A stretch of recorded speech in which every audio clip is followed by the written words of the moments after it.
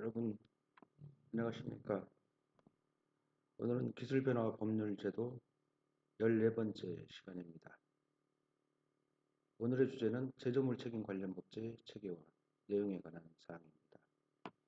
강의에 본격적으로 들어가기 전에 여러분들께 다시 한번 고지를 합니다.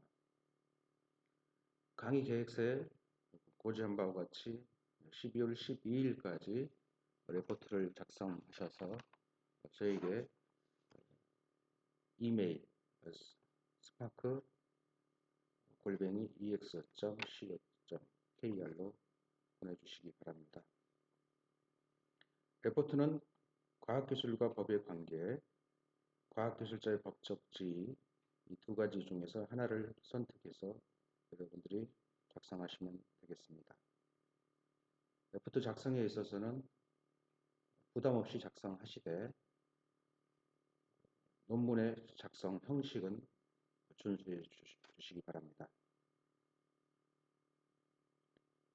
이 과제물은 성적평가의 20%가 해당되어 있기 때문에 한 번도 빠짐없이 제출해 주시기를 바라겠습니다.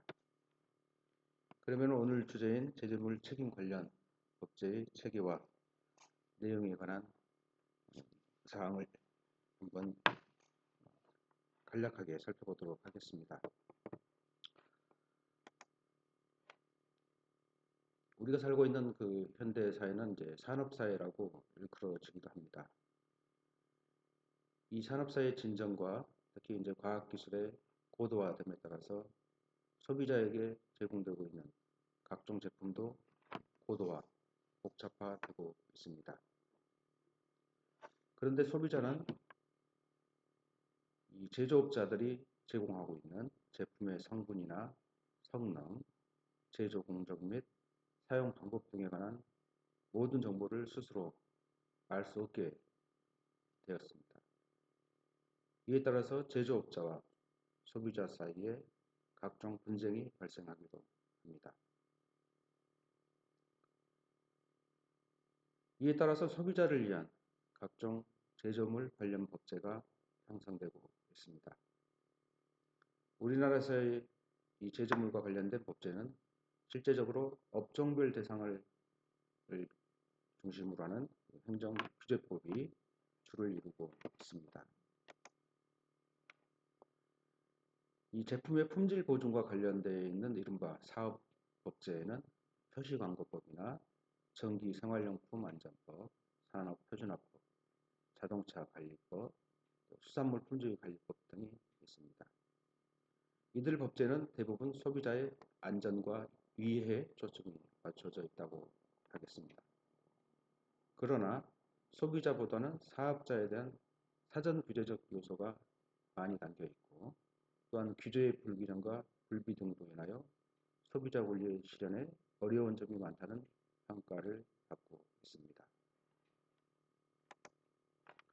반면 민법이나 소비자기본법, 약관법, 오늘 우리가 주로 공부하게 될 제조물 책임법 등은 소비자의 물품, 즉 제조물의 품질 보증과 보다 밀접하게 관련을 맺고 있다고 할 수 있겠습니다. 이들 법제는 사후 규제적 요소를 많이 담고 있습니다. 제조물 책임은 일반적으로 제조물의 결함에 의해 소비자가 피해를 입었을 경우에 그 제품의 제조업자 등이 부담하는 특별한 배상 책임을 의미한다고 하겠습니다. 그러나 제조물의 대부분이 고도의 기술을 바탕으로 제조되고 이에 관한 정보가 제조업자에게 편지되어 있어서 피해자가 제조물의 결함 여부 등을 과학적, 기술적으로 입증한다는 것은 지극히 어려운 것이 현실입니다. 그러면은 이 제조물에 대한 규율을 하고 있는 제조물 책임법을 살펴보도록 하겠습니다. 먼저 제조물 책임법은 그 제정 배경을 보면은 사회가 선진 사회로 진입하면서 날로 다양하고 복잡한 제품이 출현을 하고 있습니다. 특히 시장 개방에 따라 결함이 내재된 많은 제품들도 또 수입되고 있는 것이 현실입니다.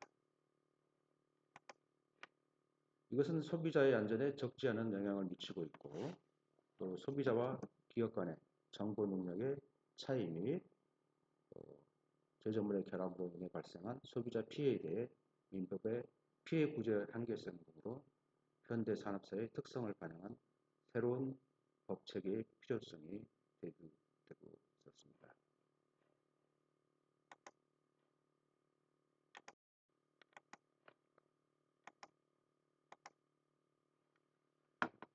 따라서 이제 그 제조물엔 그 다양한 결함이 발생하고 있는 것이 현실적이고 이로 인해서 생명이나 신체 또는 재산상의 손해에 대해 제조업자 등이 이른바 무과실 책임의 원칙에 따라서 손해배상 책임을 지도록 하는 제조물 책임제도의 도입의 필요성이 꾸준히 제기되었습니다.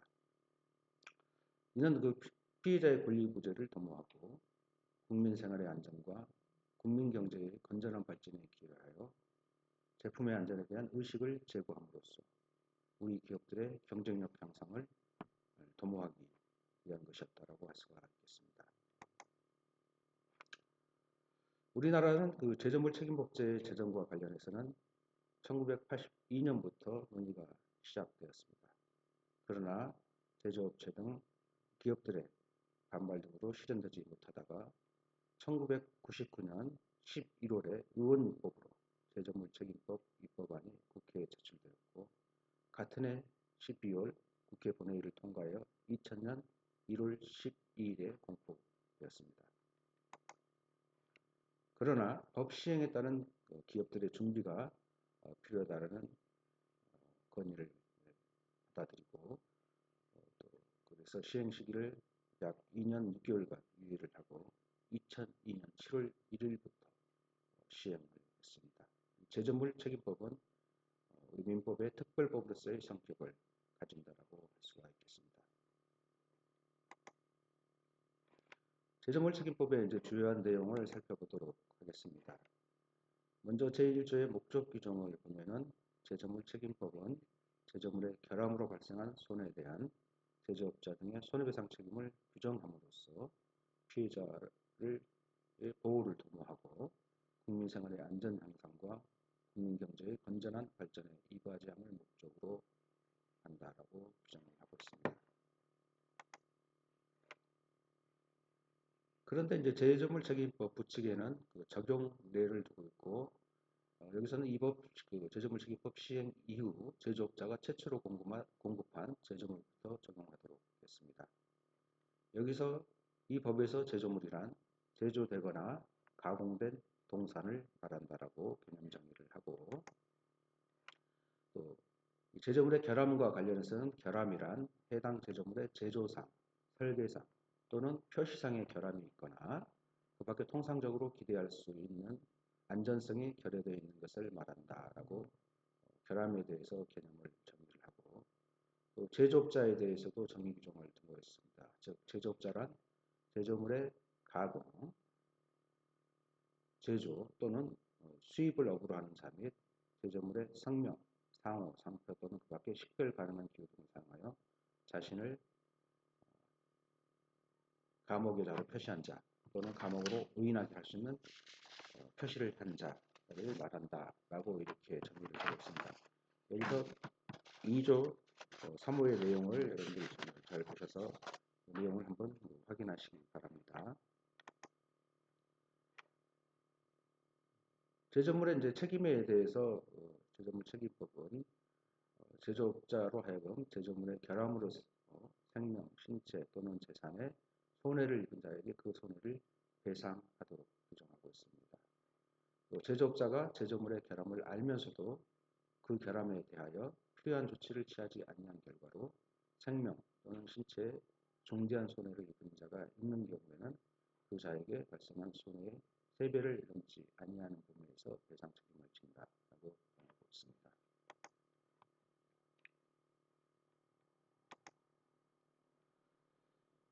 지금은 제조물 책임법 제3조 2항은 그 2017년 이른바 가습기 살균제 사건을 계기로 징벌적 손해배상 제도가 도입되어서 피해의 3배까지 손해배상 책임을 요구하고 있는 규정입니다.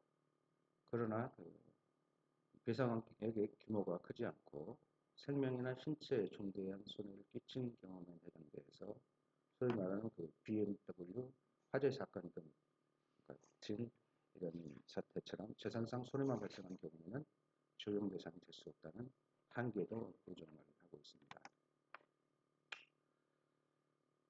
특히 이제 이 BMW 화재 사태는 징벌적 손해배상제도를 검토하는 계기가 되었고, 정부가 징벌적 손해배상제도의 도입을 적극적으로 검토하기로 한 것은 현재의 리콜 제도에서는 제대로 된 소비자 보호가 어렵다는 판단에서라고 할 수가 있겠습니다.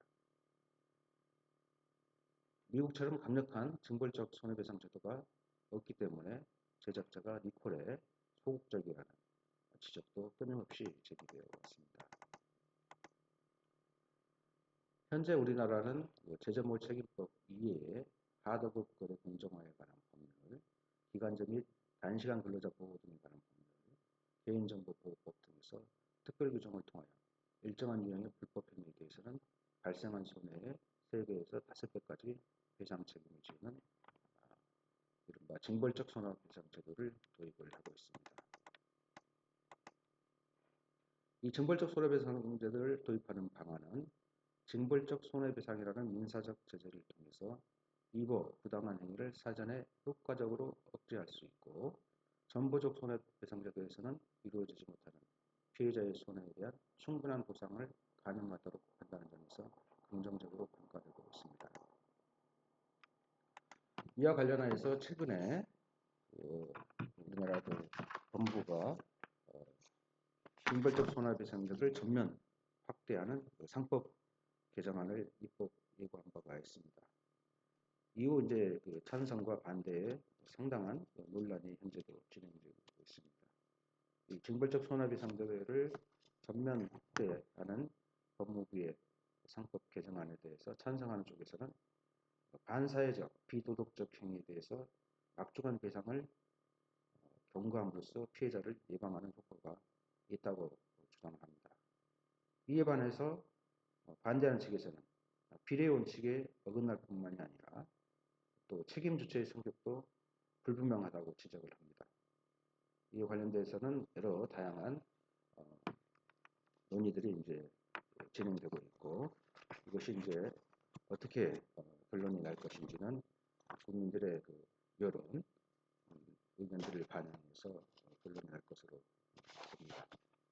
다만 이 징벌적 손해배상 제도는 영미법계의 판례에 의해서 발전된 제도이고, 민사적 책임에서 징벌적 요소를 인정하지 않는 우리나라와 같은 대륙법계와는 맞지 않는다는 점도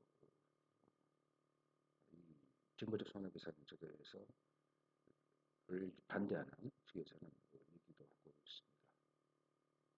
또 징벌적 배상의 부여는 피해자가 입은 손해에 대한 보전이 아니라 이른바 이제 우연한 행재에 해당된다라는 얘기를 합니다. 따라서 이제 법적 정의에 부합되지 않고 남소를 붙일 것이라는 비판이 또 있습니다. 또 악의적 불법 행위에 대한 억제 기능은 손해배상 얘기를 현실화하거나 또 과징금 부과 같은 것을 통해서 기존의 민형사상 또는 행정 절차 같은 것을 정비해서 충분히 달성할 수 있다라고 얘기를 하고 있습니다. 그러나 오늘날 우리가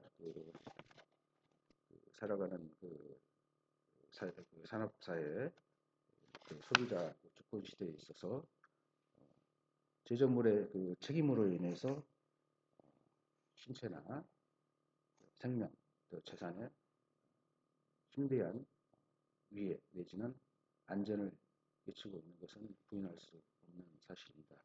이것의 징벌적 손해배상 제도에 대해서 영미법계에서나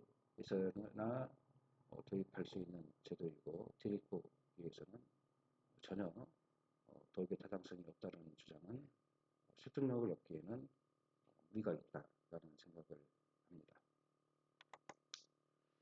자, 제조물 책임법의 내용으로 돌아가서 제조물 책임법은 손해배상 책임을 지는 자가 해당 제조물을 공급하지 아니하였다는 사실이나 제조업자가 해당 제조물을 공급한 당시의 과학기술 수준으로는 결함의 존재를 발견할 수 없었다는 사실 등을 입증한 경우에는 제조물 책임법에 따른 손해배상 책임을 면하도록 규정하고 있습니다.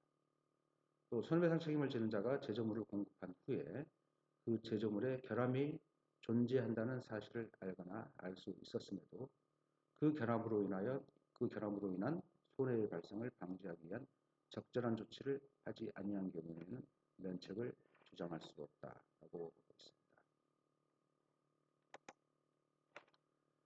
또 면책특약에 제한 규정도 두고 있습니다. 즉 제재물 책임법에 따른 손해배상 책임을 배제하거나 제한하는 특약을 하는 것은 무효로 보고 있습니다. 또 동일한 손해에 대하여 배상할 책임이 있는 자가 2인 이상인 경우에는 연대해서 그 손해를 배상할 책임이 있음을 규정하고 있습니다. 소멸시효와 관련해서도 제조물 책임법에 따른 손해배상의 청구권은 피해자 또는 그 법정 대리인이 손해와 손해배상 책임을 모두 알게 된 날부터 3년간 행사하지 아니하면 시효의 완성으로 소멸한다고 하여 제조물 책임법에 따른 손해배상 청구권의 소멸시효 규정을 두고 있습니다. 손해배상 청구권은 제조업자가 손해를 발생시킨 제조물을 공급한 날부터 10년 이내에 행사해야 하고 다만 신체에 누적되어 사람의 건강을 해치는 물질에 의하여 발생한 손해 또는 일정한 잠복 기간이 지난 후에 증상이 나타나는 손해에 대하여는 그 손해가 발생한 날부터 기산한다라고 규정하고 있습니다. 자, 여기까지 하고 잠시 쉬었다가